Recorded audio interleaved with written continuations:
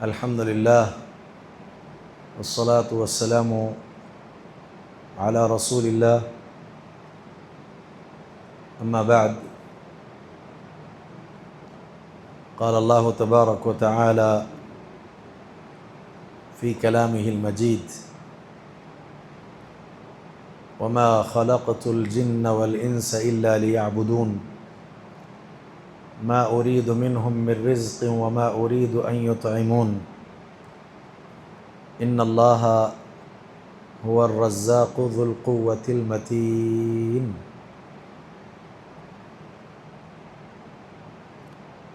حضرات، بہت لمبی چوڑی گفتگو سے ہم اجتناب کریں گے، سیدھے موضوع پر آ کر موضوع سے متعلق جن آیات کو میں نے اب اس وقت پیش کیا ہے اس کی روشنی میں چند باتیں آپ کی خدمت میں ہم رکھیں گے، پیش کریں گے۔ ان باتوں کو پوری طرح سے آپ لوگ یاد رکھیں، جو باتیں عمل سے متعلق ہوں ان پر عمل کرنے کی کوشش کریں۔ اللہ مجھے سب سے پہلے بعدہ آپ تماموں کو اس کی توفیق عطا کرے، آمین یا رب العالمین۔ چلیے، جن آیات کو ہم نے پڑھا ہے پہلے اس کے ترجمانی کر لیتے ہیں، اس کے بعد اس میں کچھ اہم باتیں جو پوائنٹس اور نکات ہیں اسے سمجھ لیں گے، اسی پر درس ہمارا مکمل ہو جائے گا۔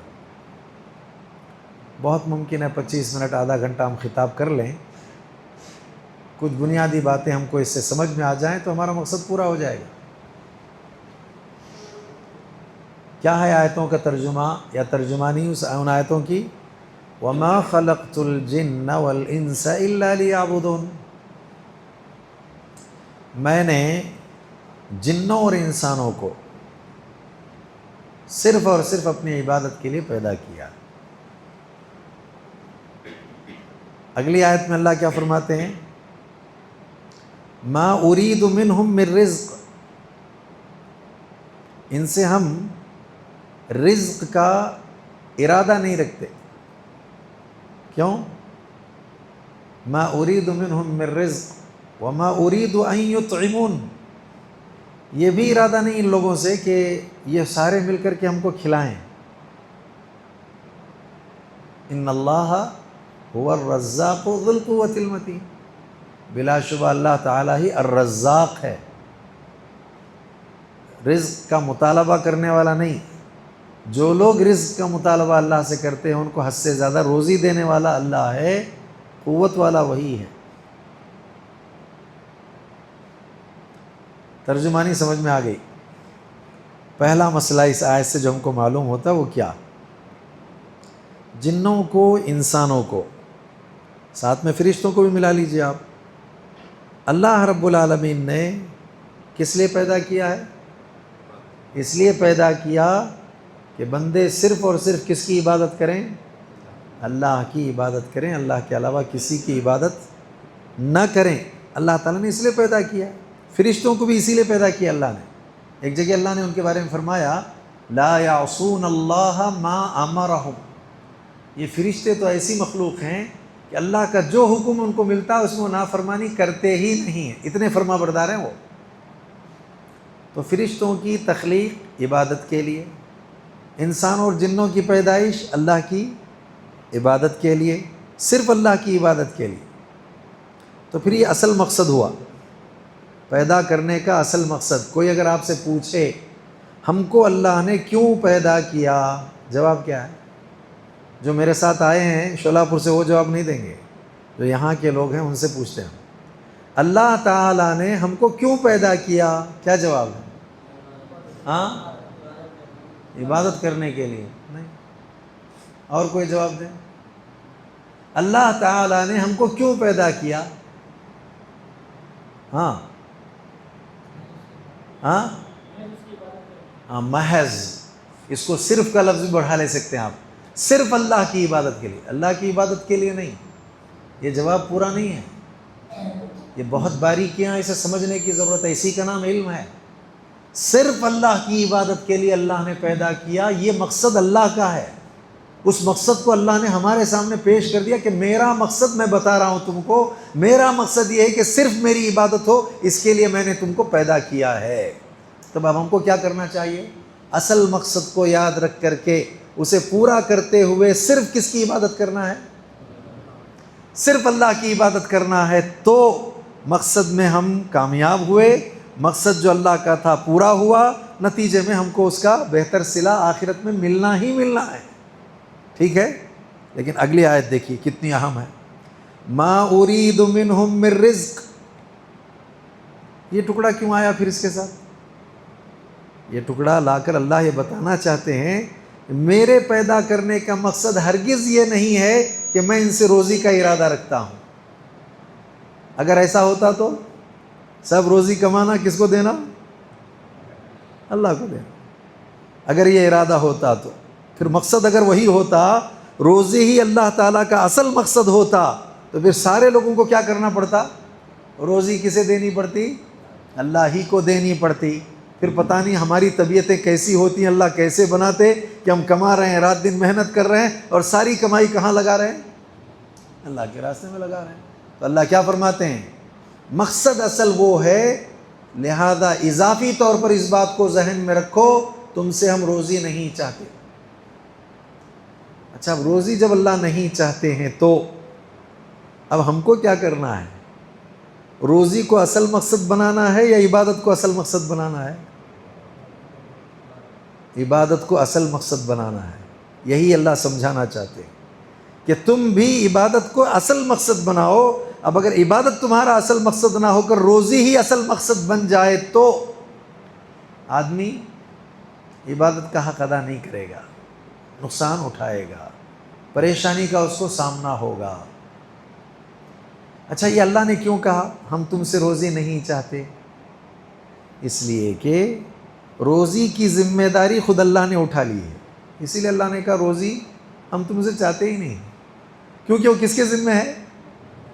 روزی ہمارے ذمہ ہے۔ جیسے قرآن کے بارے میں اللہ نے کہا نا، قرآن کو ہم نے نازل کیا اور اس کی حفاظت کی ذمہ داری بھی ہماری ہے۔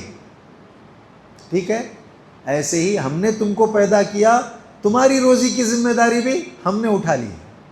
تو جب اللہ نے ہماری روزی کی ذمہ داری اٹھا لی ہے تو اللہ کہتے ہیں میں تم سے روزی نہیں چاہتا۔ پھر کیا چاہتا ہے اللہ ہم سے؟ جی، پھر وہی عبادت چاہتا ہے، صرف اس کی عبادت چاہتا ہے۔ کیا چاہتا ہے؟ یہی اصل مقصد ہے نا۔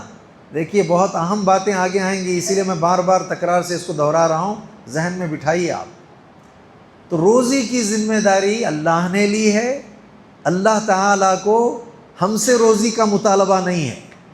اسی لیے اللہ اس توحید والی آیت کے ساتھ اس بات کو بیان کرتے ہیں، ما ارید منہم من رزق، میں تم سے یا ان میں سے کسی سے بھی روزی کا ارادہ نہیں رکھتا کہ یہ لوگ مجھے روزی دیں، نہیں۔ وما من دابۃ فی الارض الا علی اللہ رزقها، زمین پر جو بھی چوپائے ہیں تماموں کی رزق کی ذمہ داری کس کے ذمہ ہے؟ اللہ تعالیٰ کی ذمہ ہے نا۔ اچھا، جب اللہ کے ذمہ ہے تو اللہ اس ذمہ داری کو، ماں کے پیٹ میں ابھی بچہ تیار ہونے کو ہوتا ہے وہیں سے اللہ روزی کا سلسلہ پورا کر دیتے۔ ذمہ داری اٹھایا اللہ نے۔ 4 مہینے 10 دن کا بچہ ہوا، فرشتہ آ گیا، آ کر کے اس نے کیا لکھا؟ روزی، موت، نیک بختی، بدبختی، یہ 4 چیزیں وہ آ کر لکھ دیتا ہے۔ تو اس کا مطلب یہ ہوا کہ ذمہ داری روزی کی اللہ نے اٹھا لی، اور اللہ رب العالمین کے ذمہ ہے روزی، تو اللہ تعالیٰ آپ سے روزی کا مطالبہ نہیں کرتے ہیں، بلکہ روزی آپ کو ماں کے پیٹ میں ابھی آپ بن ہی نہیں پائے تھے یا بن رہے تھے، اسی موقع پر اللہ نے آپ کی روزی متعین کر دی، وہاں سے روزی شروع۔ حدیث میں یہاں تک آیا کہ موت بعد میں آتی ہے اور روزی پہلے پوری ہوتی ہے۔ اگر روزی پوری نہیں ہوئی، موت کے آنے کا سوال ہی نہیں ہے۔ ایک دانہ بھی روزی کا باقی بچا ہے، موت نہیں آ سکتی۔ کب موت آئے گی؟ جب وہ دانہ آپ کھا لیں گے تب جا کر کے پھر موت آئے گی۔ کیوں؟ اس لیے کہ روزی کی ذمہ داری کس نے اٹھائی؟ تو جتنا وہ لکھا ہے وہ آپ کو ملنا ہے۔ وہ روزی حاصل ہو کر رہے گی آپ کو، ٹھیک ہے؟ اسی لیے آپ دیکھیں قرآن میں اللہ فرماتے ہیں وَفِي السَّمَاءِ رِزْقُكُمْ وَمَا تُوعَدُونَ، تمہاری روزی کہاں ہے؟ آسمانوں میں، اور ہم کہاں دوڑ رہے ہیں؟ زمین میں۔ تمہاری روزی کہاں ہے؟ آسمانوں میں ہے، زمین میں نہیں ہماری روزی۔ اسی لیے حدیث میں اللہ کے نبی فرماتے ہیں ہر رات کے تیسرے پہر اللہ آسمان دنیا پر آ کر کے کئی سوالات میں سے ایک سوال یہ بھی اللہ کرتے ہیں کسی کو روزی چاہیے؟ تو پھر ہماری روزی کہاں ہے؟ ہماری روزی آسمان پر ہے، زمین پر نہیں ہے۔ تو لہذا روزی کی ذمہ داری اللہ نے لی، اور روزی آسمانوں میں ہے، اور اللہ تعالیٰ ہر رات کے تیسرے پہر آ کر کے بندوں سے پوچھتا ہے روزی چاہیے؟ تو اب روزی چاہیے تو یہاں بھاگ دوڑ کرنے سے زیادہ کیا کرنا چاہیے؟ جب اللہ دینے کو آتے ہیں اس وقت ہم کو کیا کرنا چاہیے؟ لینا چاہیے۔ کون لیتے ہیں؟ کتنے لیتے ہیں؟ کتنا لیتے ہیں؟ تینوں ہے نا؟ کون لیتے ہیں، کتنے لیتے ہیں، اور کتنا لیتے ہیں؟ کیا کرنا چاہیے لینے کے لیے؟ رات کے تیسرے پہر میں اٹھنا چاہیے، اللہ سے کہنا چاہیے اللہ روزی چاہیے۔ پھر اللہ یہ بھی فرماتے ہیں مغفرت چاہیے، ہاں اللہ مغفرت چاہیے۔ تو ہماری روزی کہاں ہے؟ آسمانوں میں۔ ٹھیک، یہاں تک مسئلہ حل ہو گیا۔ ذرا آگے چلتے ہیں۔ جب ہماری روزی آسمانوں میں ہے، روزی کی ذمہ داری اللہ نے خود لی ہے، تو پھر ہمارا اصل مقصد جو پیدائش کا تھا وہ کیا ہوا؟ عبادت اللہ ہی کی۔ تو پھر اب ہم کو کیا کرنا چاہیے؟ اللہ کی عبادت کو اپنا اصل مقصد بنانا چاہیے۔ کیا اس کا یہ مطلب ہے کہ اللہ کی عبادت کو اصل مقصد بنا کر کے توکل کے نام پر دنیا میں روزی کمانا ہی نہیں چاہیے؟ ایسا مطلب ہے اس کا؟ ہرگز اس کا ایسا مطلب نہیں ہے۔ اب یہاں سے بات میری شروع ہو رہی ہے، توجہ سے سننے کی ضرورت ہے۔ ذمہ اللہ نے لیا، اور اللہ کہتے ہیں میں تم سے روزی نہیں چاہتا، ان میں سے کسی سے روزی نہیں چاہتا۔ پھر اللہ چاہتے کیا ہیں؟ عبادت چاہتے ہیں، صرف اللہ کی عبادت چاہتے ہیں۔ پھر یہی مقصد ہے۔ تو کیا ہم اصل مقصد کو بنیاد بنا کر کے وہ جو روزی ہے، وہ جو کمانا ہے، وہ جو بھاگ دوڑ کرنی ہے، اسے چھوڑ دیں؟ توکل کر کے بیٹھ جائیں اللہ کے اوپر کہ اللہ آپ پر توکل ہے، کیونکہ آپ نے ذمہ داری روزی کے لیے لی ہے، آپ روزی دیں گے ہی دیں گے، آپ کھلائیں گے ہی کھلائیں گے، نتیجے میں کہ مجھے بھاگ دوڑ کرنا نہیں ہے؟ نہیں، یہ مقصد نہیں ہے۔ مقصد یہ ہے کہ آپ جو روزی ہے نا، اس روزی کو اصل مقصد نہ بنائیں، بس اتنا ہی ہے، اس روزی کو وسیلہ، اس روزی کو سبب ضرور آپ بنائیے، اصل مقصد نہ بنائیں۔ اگر آپ روزی کو حدود کے اندر رہ کر، اس کو سمجھیے، حد ہیں، شریعت کی حدیں ہیں نا، حدود کے اندر رہ کر روزی کو اگر آپ کماتے ہیں اور اصل مقصد آپ کا کیا ہے؟ عبادت ہے نا، تو اس کا مطلب یہ ہوا حد یہ ہے کہ جہاں بات عبادت کی آ جائے اور جہاں بات روزی کی آ جائے، اب آپ کو کیا کرنا پڑے گا وہاں؟ دونوں میں سے کس کو آگے رکھ کر کس کو پیچھے کرنا پڑے گا؟ عبادت کو آگے رکھ کر کے روزی کو۔ ایک چھوٹی مثال، جمعہ کا دن آ گیا، سارے دن ہے نا، جمعہ کا دن آ گیا، اذان ہو گئی، اور آپ روزی کما رہے تھے، کھیت میں، دکان میں، تجارت میں، کاروبار میں، کیا کر رہے تھے؟ روزی کما رہے تھے۔ اب مؤذن نے کہا حی علی الصلاۃ، آؤ کدھر؟ نماز کے لیے۔ اب کس کو آگے رکھنا، کس کو پیچھے کرنا ہے؟ ہاں؟ تو اس کا مطلب بلاتے ہی کام چھوڑ کر کے کہاں آنا چاہیے؟ تو اس کا مطلب ہوا اصل مقصد کو آپ نے آگے رکھ کر کے کیا کیا؟ فوراً اذان ہوتے ہی کاروبار کو چھوڑ دیا اور سیدھے کہاں آ گئے؟ عبادت کے لیے آ گئے۔ کا مطلب اصل مقصد آپ کو یاد ہے، مقصد کو آپ نے اہمیت دی اور مقصد پر آپ قائم ہیں، اسی لیے آپ نے مقصد اسی کو بنانے کی وجہ سے اس کو آپ ذریعہ بنائے، حد میں رہ گئے اور سیدھے چھوڑ کر کہاں آئے؟ اچھا، اگر آپ ایسا نہیں کیے، کیا کیا؟ آپ اذان ہو گئی، کاروبار میں آپ مشغول رہے، تجارت ہی میں لگے رہے، اب اصل مقصد کیا ہوا اور وسیلہ کس کو بنایا؟ آپ الٹ گیا حساب۔ اصل مقصد اب آپ کا کیا ہو گیا؟ روزی۔ تو یہ حد سے باہر نکلنا ہے۔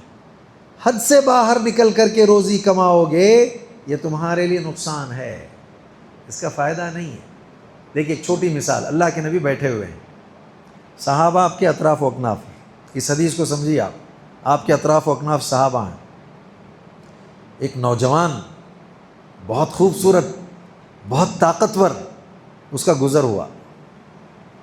جب اس کا گزر ہوا تو بیٹھے ہوئے صحابہ میں سے ایک صحابی نے اس نوجوان کو دیکھا، اس کی جوانی پر نظر رکھا، اس کے طاقتوری کو، اس کی قوت کو دیکھ کر کے کہا تمنا کرتے ہوئے، اے کاش یہ جوانی اور یہ طاقت اگر اللہ کے راستے میں اس جوان کی لگتی تو کتنا اچھا ہوتا۔ کس راستے میں؟ اللہ کے راستے میں سے مراد وہ میدان میں جا کر جو لڑنا ہے نا، جہاد، وہ اصل تھا اس کا مراد، کہ یہ جوانی میدان کارزار میں دشمنوں سے لڑنے کے لیے کام آتی، یہ طاقت اگر وہاں لگتی دشمنوں سے لڑنے کے لیے تو کتنا اچھا ہوتا۔ جوان ہے، طاقت ہے، اس کے مقابلے سے بڑا فائدہ ہوگا نا۔ اللہ کے راستے میں اگر یہ جوانی لگتی، یہ طاقت لگتی تو بہت اچھی بات تھی۔ وہ اتنی بات ہونے کے بعد اللہ کے نبی نے دیکھا اس نوجوان کو، اس کے بعد کیا کہا آپ نے معلوم ہے؟ اب آپ نے یہ بیان فرمایا، ان کان خرج یسعى على ابوین شیخین کبیرین فهو فی سبیل اللہ وان کان خرج یسعى على اہلہ واولادہ الصغار فهو فی سبیل اللہ۔ سمجھیے اب آپ اسے، حد کے اندر رہتے ہیں آپ، حد کے باہر نہیں۔ کس کے اندر رہ رہے ہیں؟ حد کے اندر رہتے ہیں۔ اصل مقصد آپ کا عبادت ہے، اب وہ اصل مقصد کو رکھ کر کے حدوں میں رہ کر آپ کر رہے ہیں اصل مقصد مجھے اصل مقصد میں رہتے ہوئے حد کے اندر سب کچھ کرنا ہے، روزی کمانا ہے۔ اچھا روزی کماتے کماتے اصل مقصد آ گیا، روزی پیچھے، اصل مقصد آگے۔ اگر آپ ایسا کر رہے ہیں تو اللہ کے نبی اس نوجوان کو دیکھ کر کیا کہتے ہیں معلوم آپ کو؟ یہ نوجوان اگر نکلا ہے گھر سے اور کوشش کر رہا ہے، کیا کوشش کر رہا ہے؟ روزی کمانے کی۔ کیوں؟ علی ابوین شیخین کبیرین، کہ اس کے گھر میں اس کے دو بوڑھے ماں باپ ہیں، شیخین ہیں، کبیرین ہیں، بہت بڑی عمر کو پہنچ چکے ہیں، وہ جا کر کما نہیں سکتے، بوڑھے ہو گئے ہیں، چلنا آتا نہیں، پھرنا آتا نہیں، کہاں بیٹھے ہیں وہ؟ گھر میں بیٹھے ہیں۔ تو پھر اب ان کی روزی، ان کے کھانے کا بندوبست کرے گا کون؟ بیٹا نا۔ لہذا اگر یہ بیٹا نکلا ہے گھر سے باہر اور روزی کے لیے کوشش کر رہا ہے، اور اس کوشش میں اس کا مقصد اس کے گھر میں بیٹھے دو بوڑھے ماں باپ کمزور آخری عمر کو پہنچے ہوئے اگر وہ ہیں، فَهُوَ فِي سَبِيلِ اللَّهِ۔ اے تمنا کرنے والے آدمی، تم کہہ رہے تھے نا یہ جوان اللہ کے راستے میں فی سبیل اللہ لڑتا تو بہت اچھا تھا، یہ فی سبیل اللہ ہی ہے۔ کیا کہا آپ نے؟ کس راستے میں ہے وہ؟ اللہ ہی کے راستے میں ہے وہ بھی۔ اچھا دوسرا مقصد، اور اگر وہ نکلا ہے گھر سے باہر اس کوشش میں تو اپنی بیوی اور چھوٹے جو بچے ہیں نا، ان کی پرورش کس کے ذمہ ہے؟ باپ کے ذمہ ہے نا، شوہر کے ذمہ ہے نا۔ تو ایک شوہر، ایک باپ، اور دوسرا یہ کہ یہ بیٹا تو بیٹے کی شکل میں، شوہر کی شکل میں، باپ کی شکل میں، تینوں شکلوں میں گھر سے باہر نکلا وہ اور کوشش کر رہا ہے، روزی کما رہا ہے۔ کیسے کما رہا ہے؟ حد کے اندر رہ کر۔ یہ حد یاد رکھیے آپ، حد کے اندر رہ کر کے کوشش کر رہا ہے، روزی کما رہا ہے، تو اس کا وہ روزی کمانا بھی فی سبیل اللہ ہے، اللہ کے راستے میں ہے۔ جیسے لوگ جا کر میدان میں دشمنوں سے لڑتے ہیں نا، اسی درجے والی یہ بھی چیز ہے۔ نبی نے اس جوان کو دیکھ کر صحابہ سے یہ کہا، یہ معمولی قربانی نہیں اس کی۔ تو یہ جو آپ حد کے اندر رہ کر محنتیں کر رہے ہیں نا، کیا کر رہے ہیں آپ لوگ؟ دوسرے الفاظ میں جہاد کیا کر رہے ہیں؟ اب سمجھ میں آیا۔ وہ فی سبیل اللہ کیا تھا؟ میدان میں جا کر جہاد تھا۔ یہ کیا ہے؟ حد کے اندر رہ کر روزی کمانا، جہاد۔ اسی لیے اللہ کے نبی علیہ السلام فرماتے ہیں اصل جہاد کیا ہے؟ المجاہد من جاہد نفسہ للہ۔ اصل مجاہد وہ ہے جو اپنے نفس سے جہاد کرتا ہے اللہ کے لیے۔ نفس سے جہاد کیا ہے؟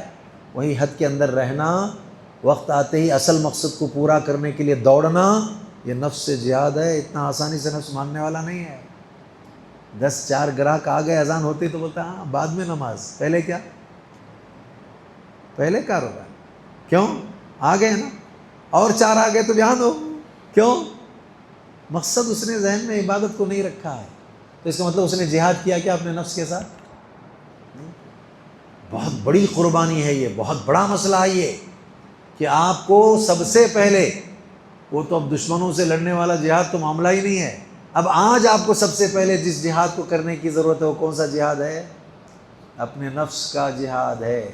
آپ اس نفس کا جہاد کیجئے، روزی کے کمانے کے سلسلے میں حد کے اندر رہیے، اور جو اصل مقصد پیدائش کا ہے اسے آگے رکھیے. تو پھر آپ کا یہ کوششیں کرنا روزی کے لیے کیا ہے؟ فی سبیل اللہ، یہ اللہ کے راستے میں ہے. اور یہ معمولی کام نہیں ہے، یہ معمولی قربانی نہیں ہے، بہت بڑی قربانی، بہت بڑی قربانی. اسی لیے آپ دیکھیں اللہ کے نبی علیہ الصلاۃ والسلام اس بات کی تعلیم دیتے ہیں. کیا تعلیم دیتے ہیں؟ کہ آپ کا جو جسم ہے، اور جسم کے اندر جو قوت اور طاقت کی ضرورت ہے نا، وہ نوجوان کیسا تھا؟ جوان تھا. اور کیا تھا؟ طاقتور، خوبصورت.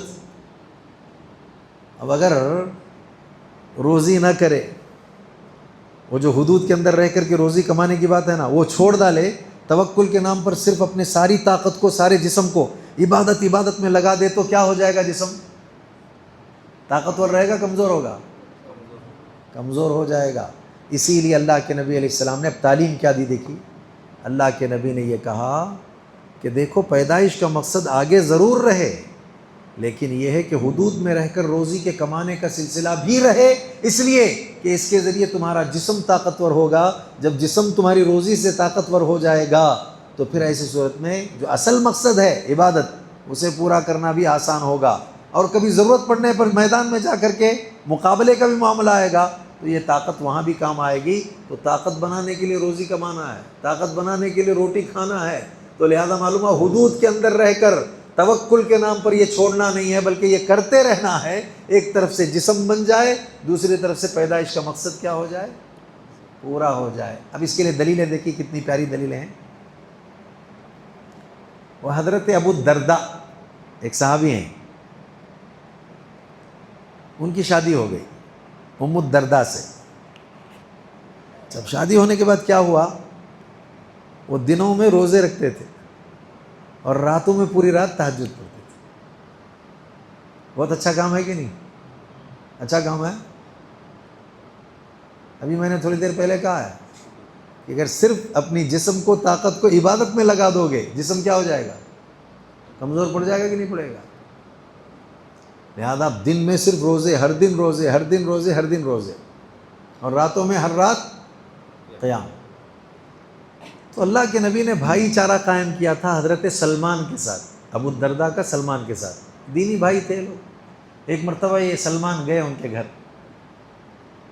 جب ان کے گھر گئے تو ام درداء جو تھی نا، انہوں نے سلمان سے شکایت کر کے کہا، یہ تمہارے بھائی جو ابو الدرداء ہیں، ان کا عجیب معاملہ ہے، یہ دنوں میں روزے رکھتے رہتے ہیں اور راتوں میں نماز کے لیے قیام کرتے رہتے ہیں، ہماری ان کو ضرورت ہی نہیں.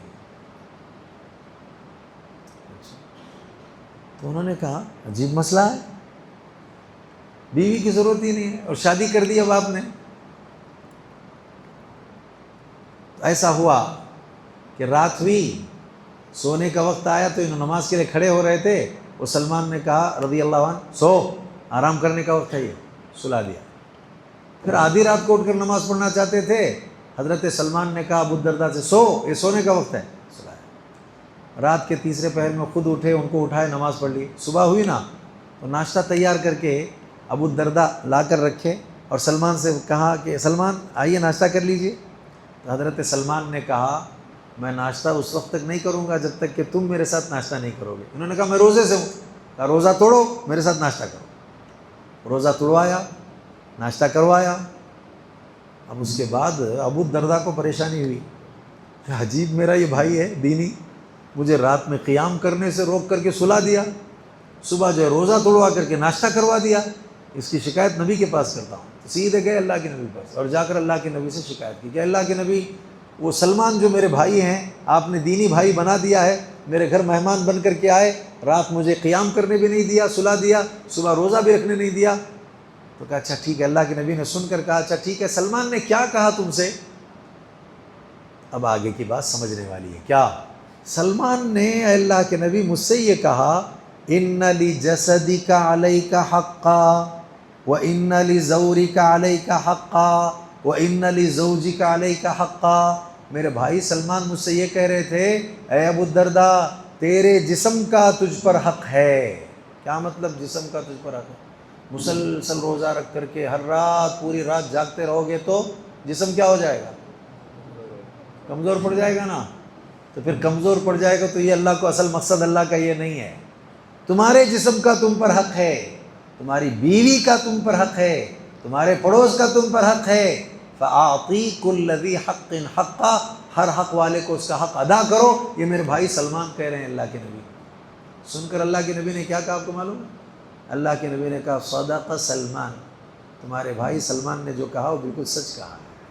تو کیا معلوم ہوا؟ حد کے اندر رہ کر کے روزی کمانا جسم بنانے کے لیے ضروری ہے۔ ویسا نوجوان بننا ہے، طاقتور نوجوان، قوت والا نوجوان، اس کے لیے کیا کرنا پڑے گا آپ کو؟ حد کے اندر رہ کر کے روزی کمانا ہوگا، لیکن مقصد کیا ہے؟ کیا ہے مقصد؟ اللہ ہی کی عبادت۔ مقصد کیا ہے؟ اللہ ہی کی عبادت۔ جب اللہ ہی کی عبادت کا مرحلہ آ گیا، مقصد آگے، لہذا یہ چیز جو ہے حدود کے اندر والی ہے نا وہ پیچھے۔ اچھا اللہ کے نبی نے ایک اور بات بیان کی، دیکھیے وہ کتنی پیاری ہے۔ اللہ کے نبی نے صحابی سے یہ کہا، آ کر کے ایک صحابی نے کہا اللہ کے نبی میرے اندر طاقت بہت ہے، میں بہت قوت رکھتا ہوں، تو آپ مجھے اجازت دیجئے کہ میں روزے رکھوں۔ تو اللہ کے نبی علیہ السلام نے کہا ایک کام کرو، ہر مہینے کے 3 روزے رکھا کرو۔ کہا نہیں زیادہ طاقت ہے اللہ کے نبی، اور کچھ بڑھائیے، فلاں فلاں کیجیے۔ آخری بات اللہ کے نبی نے کیا بیان کی آپ کو معلوم ہے؟ اللہ کے نبی نے کہا ایک کام کرو، ایک دن روزہ رکھو اور ایک دن افطار کرو۔ ابھی یہاں مسئلہ سمجھیے جو میں بیان کر رہا ہوں۔ ایک دن روزہ رکھو، ایک دن افطار کرو۔ کیوں؟ اس لیے کہ یہ صوم داؤد ہے۔ کیا یہ؟ داؤد علیہ السلام کا روزہ ہی ہے کہ وہ ایک دن روزہ رکھتے تھے، ایک دن افطار کرتے تھے۔ اور بخاری کی روایت میں یہ ہے کہ وہ سب سے زیادہ لوگوں میں اچھی عبادت کرنے والے تھے، اور اچھی عبادت کی شکل کیا تھی؟ ایک دن روزہ اور ایک دن افطار۔ کیوں؟ اس لیے کہ ایک دن روزہ رکھو گے اگر آپ تو اس روزے کے ذریعے اللہ کی عبادت تو ہو جائے گی، ایک دن افطار کرو گے کہ مطلب ایک دن کھاتے پیتے رہو گے تو کیا بنے گا؟ جسم بنے گا، طاقت آئے گی۔ تو ایک طرف سے مقصد جو عبادت ہے اس کے لیے ضرورت کس کی ہے؟ طاقت کی ہے۔ تو ایک دن کھاؤ، طاقت بناؤ، اور ایک دن پھر کیا کرو؟ اس طاقت کو کس میں لگاؤ؟ اللہ کی۔ اگر کنٹینیو تم یہی عبادت کے نام پر کرنے لگ جاؤ گے تو لہذا تھک ہار کر کے بیٹھ جاؤ گے، پیدائش کا مقصد تم پورا نہیں کر پاؤ گے۔ اسی لیے ضرورت اس بات کی ہے کہ مقصد کو آگے رکھو اور اس کے پیچھے حدود کے اندر رہ کر کے روزی کمانے کا اہتمام کرو۔ اب سوال میں یہ کرنا چاہتا ہوں، حد کے اندر روزی رکھ کر حد کے اندر رہ کر روزی کمانے کا ذہن اگر بن گیا تو کوئی ایک نماز بھی ہماری چھوٹ سکتی ہے کیا؟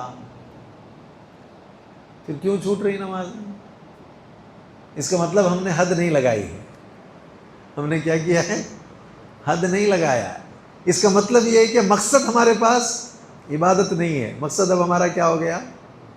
روزی۔ جب آدمی کا مقصد روزی ہو جاتا ہے تو وہ اس مقصد کو پورا کرنے کے لیے حلال اور حرام میں تمیز کیے بغیر کیا کرنے لگتا ہے؟ وہ مقصد کو پانے کے لیے کوششیں کرنے لگتا ہے۔ آئیے اب آخری بات بتا کر درس ہم ختم کریں گے۔ یہی اہم بات بتانا ہے مجھے، جس کے لیے اتنی لمبی چوڑی تمہید میں نے باندھی ہے۔ کیا؟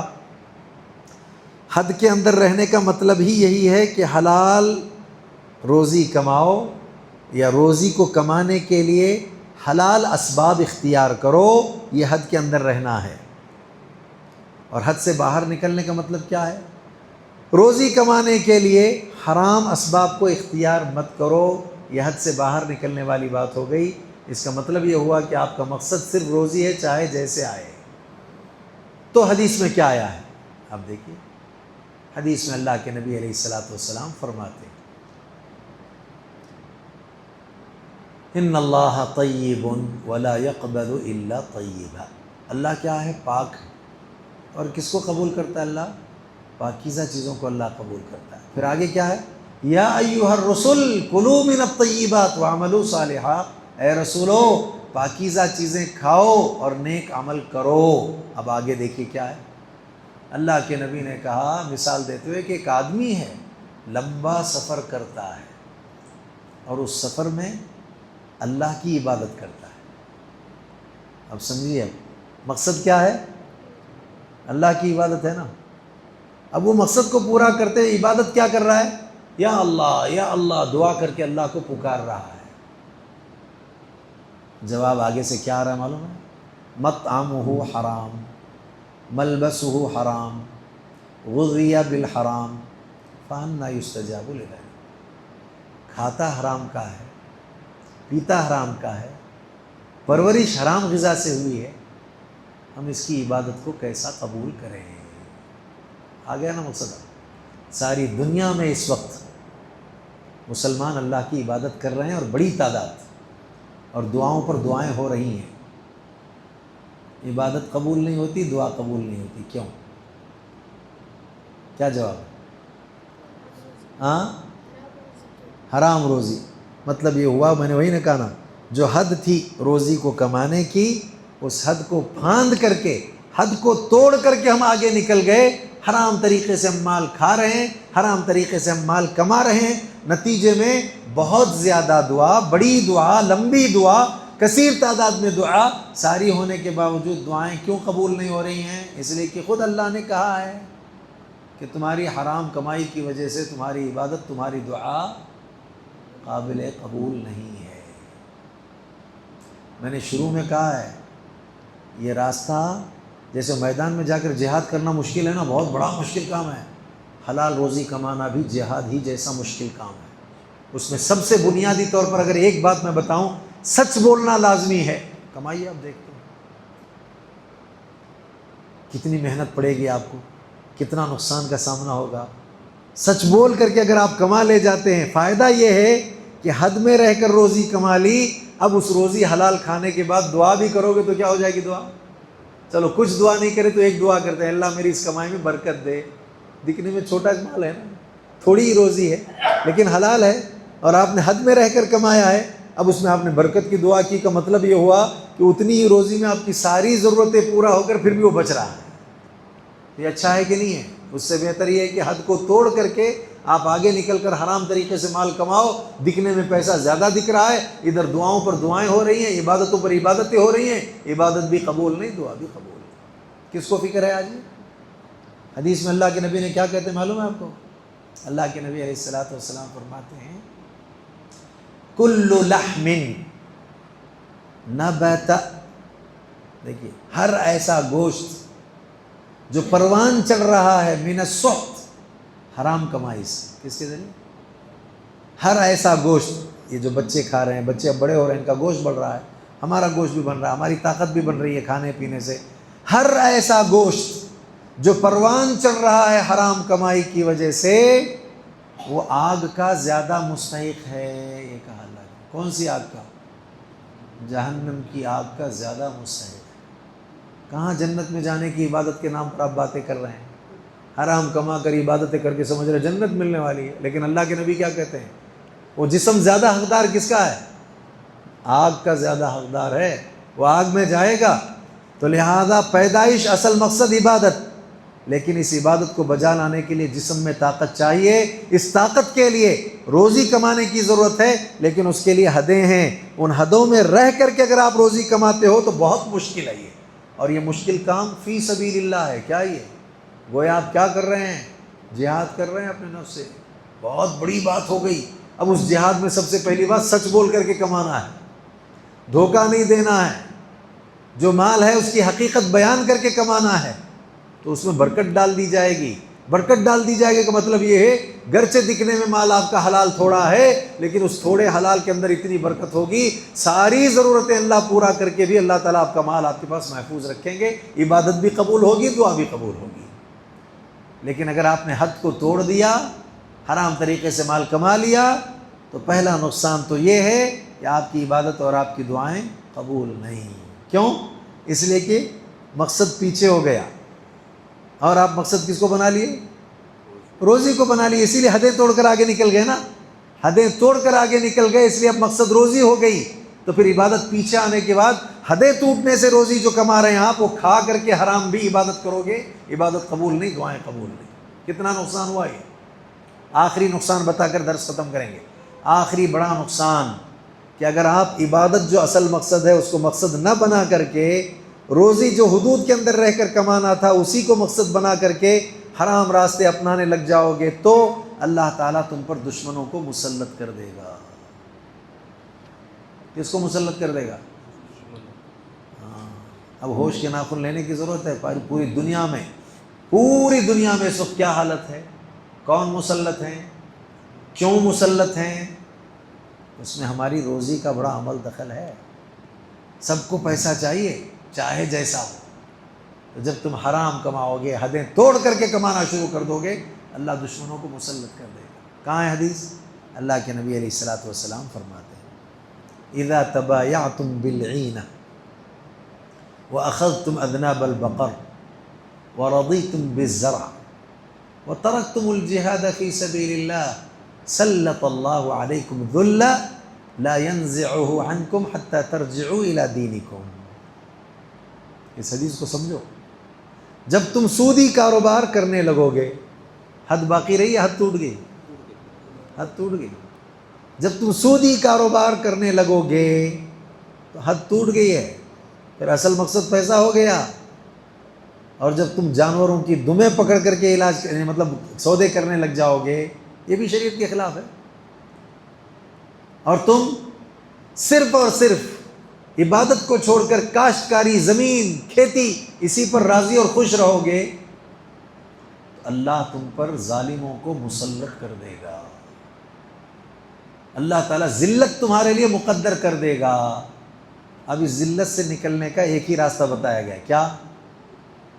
کہ تمہارے دین کی طرف پلٹ آؤ. کیا مطلب دین کی طرف پلٹ آؤ؟ دیکھتے ہیں کون بتاتا ہے. ذلت سے نکلنا ہے تو دین کی طرف پلٹ آؤ. کیا مطلب دین کی طرف پلٹ آؤ؟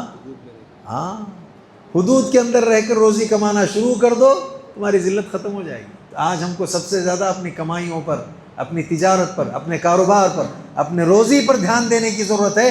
ہمارے یہ روزی کا معاملہ ٹھیک ہو گیا، کھاتے ہی اللہ کو پکارو گے، دعا قبول ہو جائے گی. دعا قبول ہوگی تو مسئلہ آسانی سے ہوگا. کتنا گہرا تعلق ہے دعا اور روزی کے ساتھ کہ آج ہم دعا کرتے ہیں.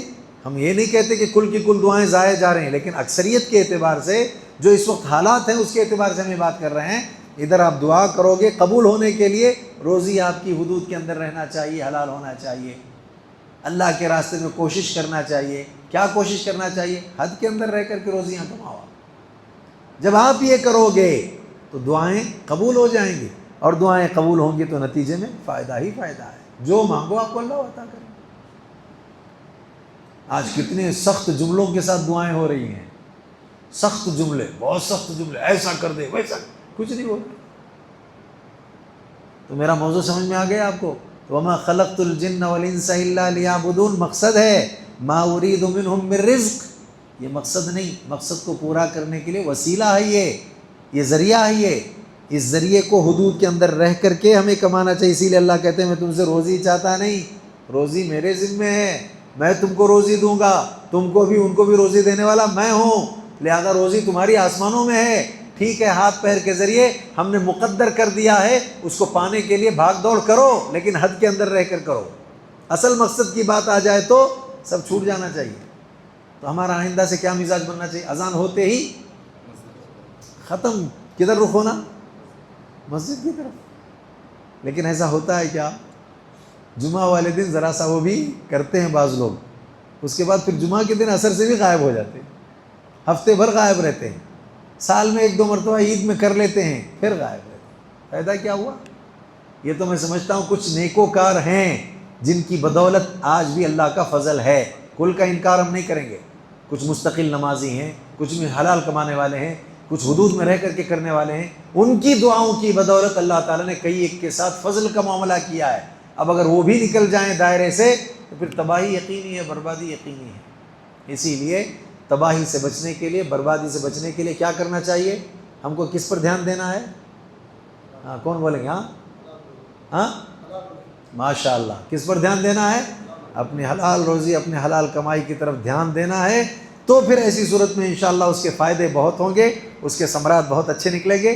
میں نے 9 بجے تک کہا تھا، 9:10 ہو گئے، کیونکہ آگے بھی مجھے پھر پہنچنا بھی ہے، لمبا وقت ہے۔ میں سمجھتا ہوں آج کی اس لیے درس میں اتنی باتیں میرے لیے، آپ سب کے لیے کافی ہیں۔ اللہ سے دعا ہے کہ اللہ تعالیٰ مجھے آپ سب کو جو کہا گیا اس پر عمل کے اللہ توفیق عطا کرے، ہم تماموں کے جائز ضروریات کو پورا کرے، ہر آفت ہر بلا سے ہماری حفاظت فرمائے۔ وآخر دعوانا الحمد للہ رب العالمین۔